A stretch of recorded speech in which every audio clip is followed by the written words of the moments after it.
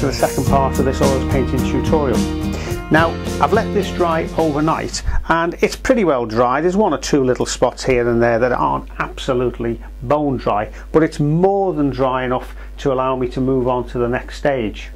Oh yeah, and if you're wondering what this is in my hand that I'm using as a palette, in fact all it is a piece of grey thick cardboard. It's actually the backing board off a watercolour pad that I'd used up, and all I've done is put a piece of kitchen parchment, you know, the sort of stuff that's the baking film that you use. So all I've done is taken a piece of that kitchen parchment, taped it over to the back of the board, and there I've got myself an instant palette. Now you can buy pads of these in art shops where you tear off the top sheet with the paint that you've used when you're ready to finish and throw it away, and the next sheet's ready to start for your next painting.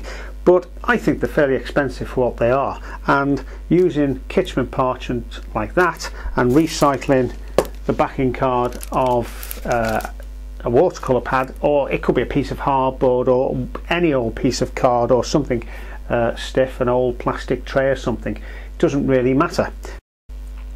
Right, now I'm going to start using some ultramarine blue in the top areas of the sky here, and then I'll gradually introduce some cobalt blue as I move further down. And if you have a look at skies outside your window now, assuming that the sun is out, you'll find that there's quite a distinct change in the blue as you look above your head as there is on the horizon. Not only does it get lighter, but the actual shade of blue varies quite considerably. You can see that sort of crisscross effect just to get some basic colour on. But not only is it getting the basic colour on, by doing that crisscrossing effect, it's forcing the pigment into the canvas, and that helps you avoid getting these little white flecks of unpainted canvas. Right, now I've got that more or less as I want it at this stage, and I've just taken the brush strokes, just finished off, lightly taking the brush strokes off across the sky side to side. Right, now because I envisage this as a late afternoon scene, the sun is probably going to be relatively low in the sky and coming from right to left.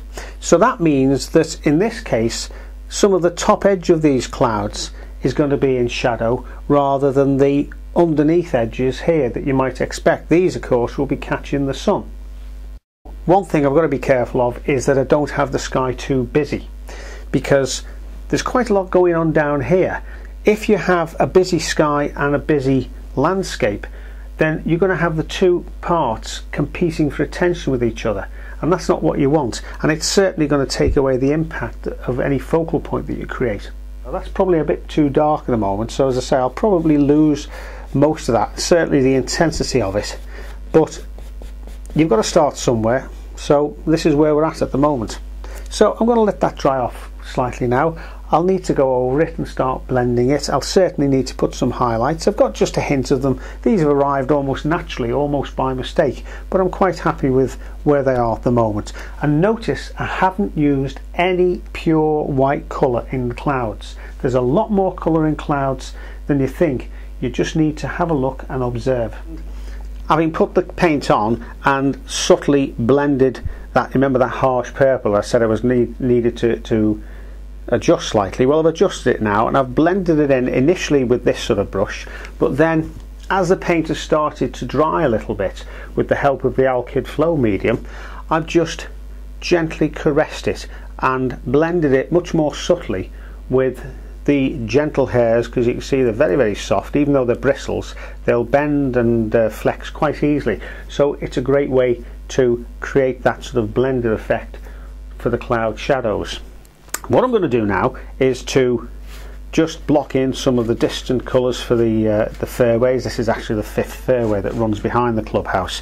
And what I'm also going to do is to fill in the brickwork and the stonework of the roof tiles for the main buildings here. And this is where the real advantage comes of having effectively the tonal sketch on the canvas. Right, now I've mixed these three greens and they're going to be used for the background. I've used lemon yellow, raw sienna, ultramarine blue, a little touch of light red for one of the colours, and a little touch of white for one of the other colours. So here goes.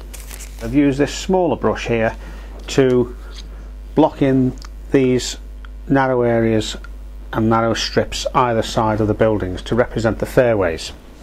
I've also started to block in the main buildings using that sort of lighter mix, and I've added some ultramarine blue and a little touch of light red just to darken it down a bit, to give a sort of a grey, reddy grey, and I'm starting to put that in these dark areas.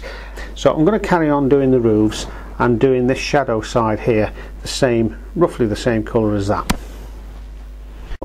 Right, now I've almost finished blocking in the two buildings, but I just thought I'd show you this, because this is a useful little device when you get two relatively light areas next to each other and you want to define one against the other. What I've actually done is just taken a dark colour, not quite as dark as this main shadow area, but darker than the overall colour, like that. I've done the same here, and then all I'm going to do, using some of the base colour from this building, and then just gradually blend that back into the wet paint like that. And a very easy way to get out of that perennial problem of two lights against each other.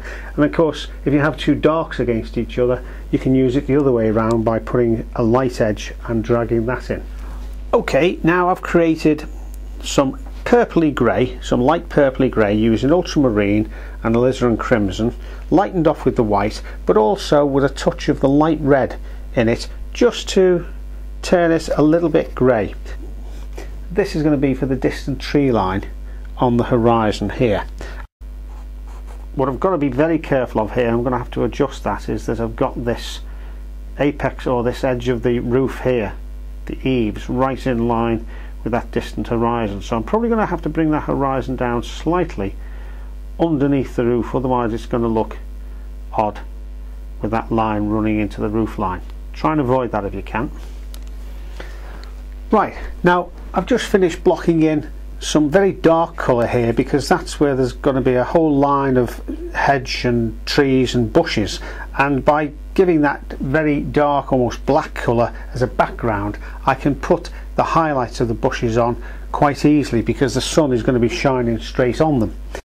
All I need to do now, just to finish off the blocking in stage, is to do the green and the fairway, and a little touch of raw sienna and one or two other colours to give me a base colour for the bunkers.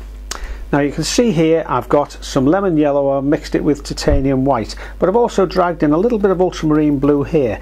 What I'm going to do is leave it here and then just drag it in as necessary, and that will give me a whole variety of different greens depending on how much blue I put into that mix. Now that's looking a little bit dark for what I want, so I'm going to add a little bit more lemon yellow. Now I'm not worried about the green that was already on the canvas here mixing in with the lighter colour, because that will give a nice subtle blending effect and a lot more character and a lot more interest to the picture than if you simply mixed up a single flat colour and mixed it to death. I've made sure that the stripes aren't too sharply defined, because don't forget, grass, even on a good fairway, is going to be about 1 inch long, so you're going to get a slightly blurred edge, and that's what we're going to maintain. Just put a little hint of the shadow underneath the edge of the lip of the bunker. I'll do that a bit more when we come to finish off the details, but by and large I'm happy with the way this is developing now, and all that remains to be done is the detailing and the highlights, and obviously the trees and foliage.